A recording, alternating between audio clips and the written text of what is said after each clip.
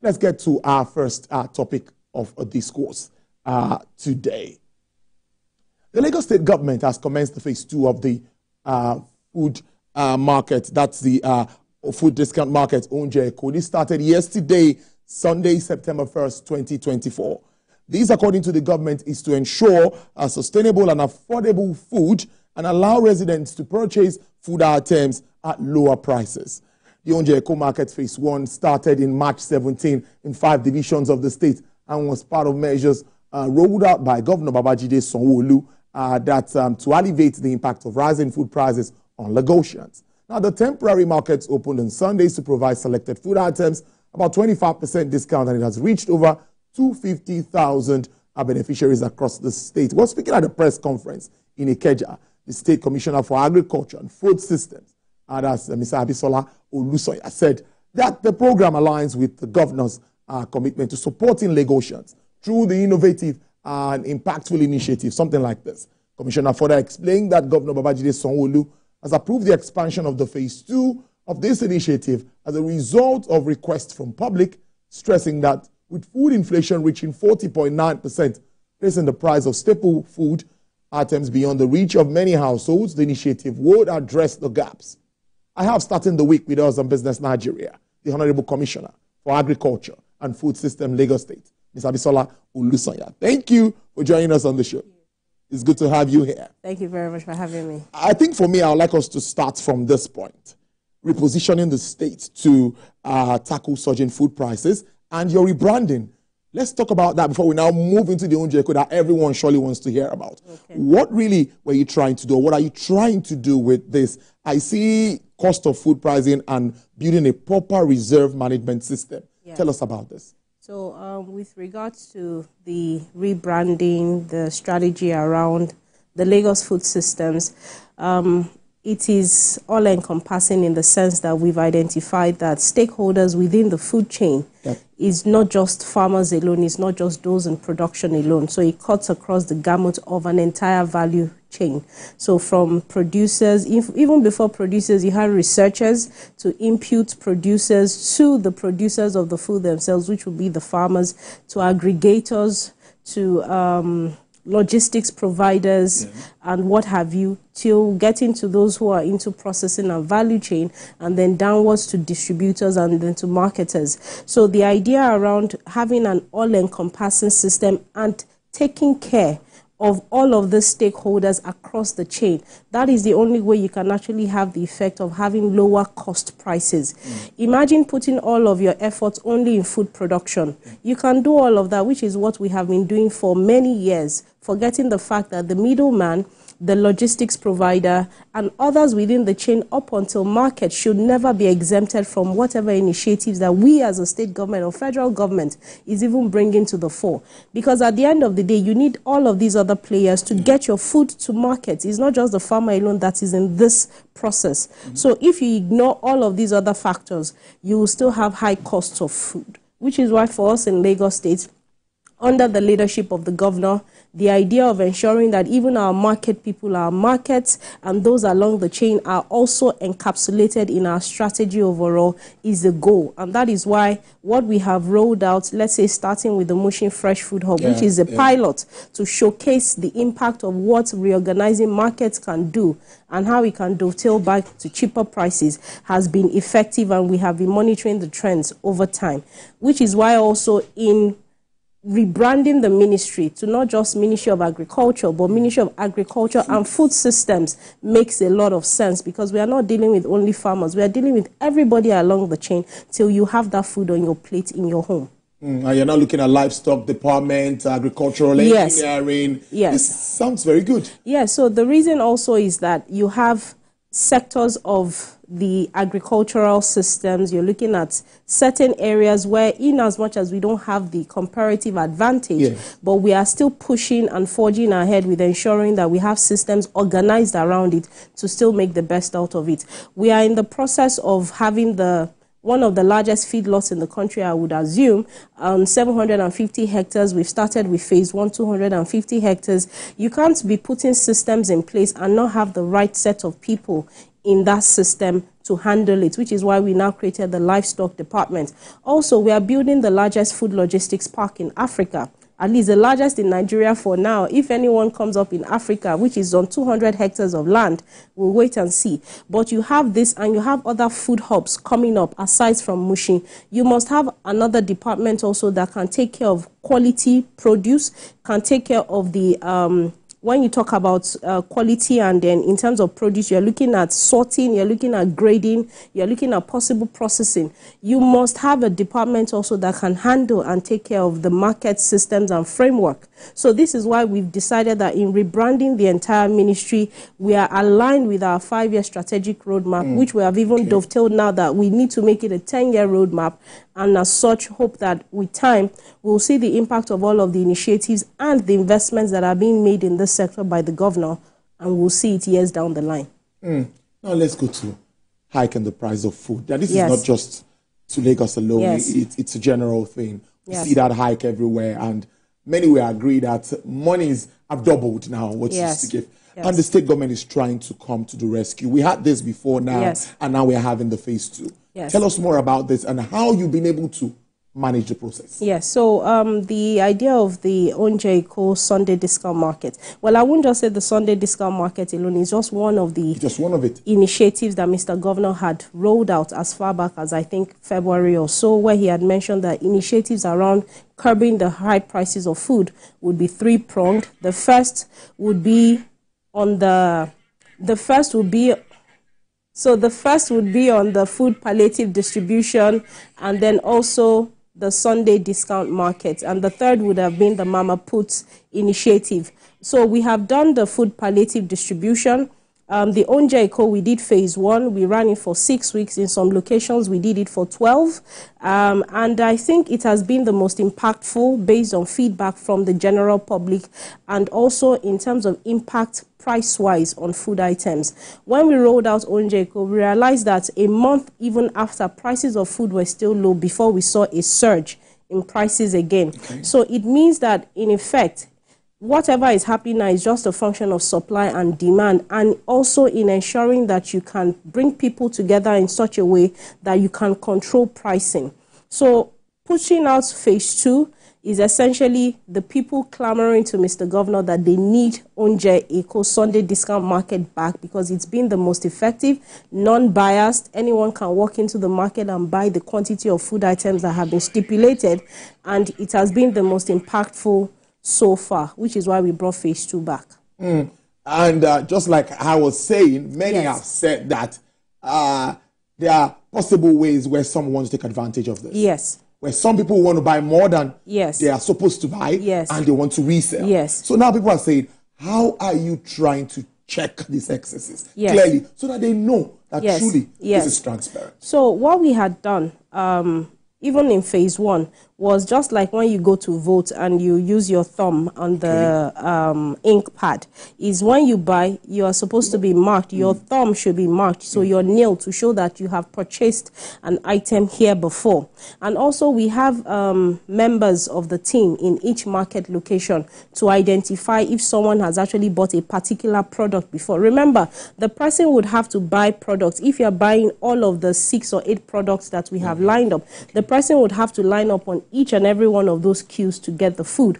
But aside that, you know, all they have to do is purchase the vouchers, sit, and then they are called to pick the item. So the idea is for our team also to identify and make sure that people buy only once, and that is it.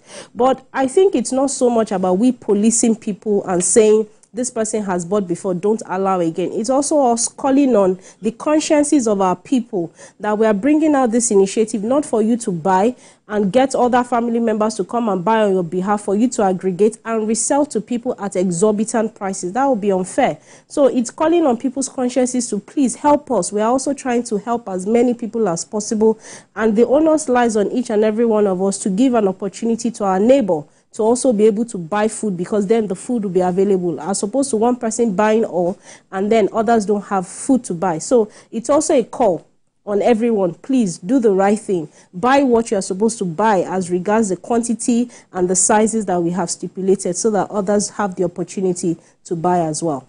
That makes it more interesting. At least it goes round. Yes. Do you have any numbers in mind? Target, yes. Number of people or families you intend to impact with this initiative? So for this phase 2, the minimum number of weeks we'll be running for would be minimum of 8 weeks. So we are talking about the whole of September, the whole of October, and possibly into November. We'll wait and see based on the approval of Mr. Governor. But our target now is that at least 400,000 families would be reached for this edition.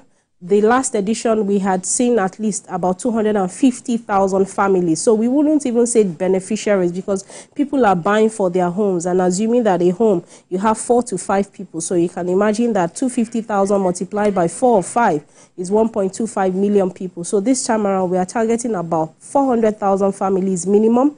Remember also this time around, we are doing not just 59 locations, but we have added tertiary institutions as well. Honorable Commissioner, allow me to interject. I apologize. Okay. We have a commercial break. Okay. And when we come back, problem. You need to break these figures down for us. Okay. We'll be right back. This is Business Nigeria with Olulope Ogunjobi. We'll be back.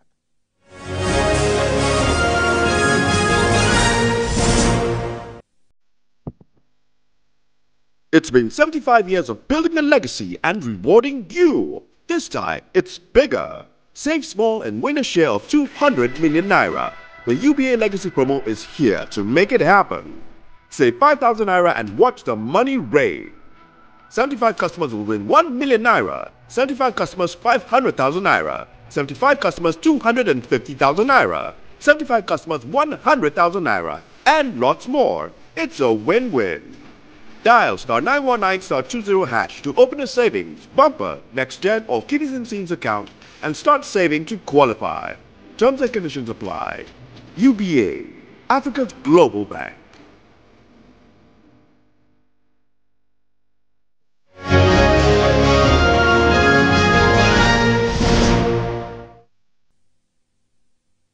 All right, thank you so much for staying with us. I still have the Honorable Commissioner for Agriculture and Food Systems. Yes, I'm trying to get it correctly. Agriculture and Food System, right? Yes. Mr. Bisola Olusonya. Yes, so you were breaking down those figures because the figures that remain very important. We love figures here. Yes. And Lagosians want to know, how many people are you really targeting? Yeah, so like I said earlier, 400,000 families is what we'll be targeting. So assuming you have per family 5 people, so you're talking about 2 million people in effect. But I mean, you must have one person in the family come to buy, which is why our target is 400,000 families, but in effect to reach 2 million people. And as I was saying also, this time around for phase 2, we have 64 locations. So we have the 57 local government LCDA locations, which would usually be a school. And then we have the Mushin Fresh Food Hub as well as location 58. And then we have the Alausa Secretariat as well, which will run on Fridays from this week. And we have additional tertiary institutions because from phase 1, we had received quite a number of feedback that the university students also would love to have Ounje Eko in their schools. So we have picked the University of Lagos, LASU, LASUS Tech, LASUED, and a university teaching hospital, LASUS. So these institutions together would make 64. But for these institutions, we'll be running the discount market on Fridays, taking into consideration that a lot of students do go home for the weekend, and as such, they don't miss out on the opportunity to also get discounted food pricing. Also, with regards to the number of personnel working this time around, we've estimated about 6,000 people are working across board every given Sunday on this project, from civil servants to security agencies to the payment solution provider partners to the vendors themselves, and just all of us working together. And then the National Youth Council of Nigeria Lagos chapter, we have youth volunteers from each local government, and then personnel of the local governments themselves in the form of the HOD Agric and then the Agric supervisor and a few other people supporting. So overall, we have about 6,000 people working on this project.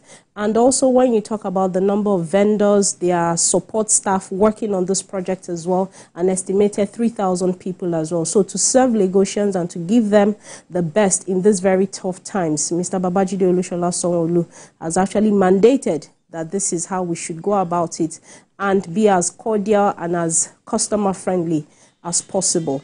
I think also we have a call center now so that people can actually call in. So on all of our graphics, on all of our designs that we have put out on social media and what you'll be seeing in the next couple of days, we have numbers that people can actually call in case they have issues. If there's a failed bank transactions, we've also made it very clear you have to go back to your bank for that. But as much as possible, we want to make sure that people have a good experience. So we also invested in trainings, in workshop for our people, to make sure that everyone understands their responsibility and their duty. And aside that, we have standard operating procedures for our accountants and auditors, for the PSBs themselves, for the market operators, for our people, for the vendors. So everyone is clear. We are trying to go standardize as much as possible so that any one problem that we've identified across board, we have a standard way of addressing those problems. So we hope to get better. I believe phase 1, people were happy. I believe phase 2 will make people happier. And I'm hoping that we also have an impact on pricing, which we did see in phase 1. And with all of the initiatives of the different governors, and I'm sure you'll see some more in the next couple of months, and considering the fact that also harvest season is here for quite a number of farms across Nigeria, we hope to see better prices going forward, lower prices and better quality food as well. And for us here in Lagos, we have our initiative on the production side, which is upstream, and that is the Produce for Lagos initiative. So Produce for Lagos initiative is two-pronged: domestic self-sufficiency as well as up-country partnerships. On the sufficiency side of things, we've identified locations. We have cluster farms that we've partnered with. We have been supporting them. But this time around, we've seen that the major gap we've had along the line, which is what I was still reiterating, is if you do not follow your investment in production to market, you've only done one side of the thing. You have not finished the entire thing. So investing in input support, giving farmers all of the things they need, you must still follow and make sure that which markets are you supplying to? Who are the dealers that are buying from you? How much are you selling? So that when this dealer is coming to pick from you, we know that by the time he lands in the market, he or she is taking it to, it is not exceeding a certain price gamut, considering the fact that logistics and other costs involved. We must do this traceability up until market, and that is the only time that we can say we have done our job. So these are some of the things that we are doing under the Produce for Lagos initiative, as well as up-country partnerships. I'm sure you saw a few days back, Dawn Commission, we had some sit-down again. Some agreements have been reached with some states in the southwest, but apart from states in the southwest, we also have partnerships with some states in the north and in other parts of Nigeria. And the aggregation of all of these efforts, we hope that within the next couple of months, we see the impact in the prices of food going forward. It's very important. Yes. It must impact the price of food. Yes. Everyone wants to hear that. I must thank you so much, Mr. Bisolo Lusonya. She is the Commissioner for Agriculture and Food Systems, Lagos State. Thank you for joining us on the show today. Despite your tight schedule, we really appreciate this. Thank you for having me. All right. Thank you. Have a great week. And we'll have you back to do an assessment. No problem. Thank you.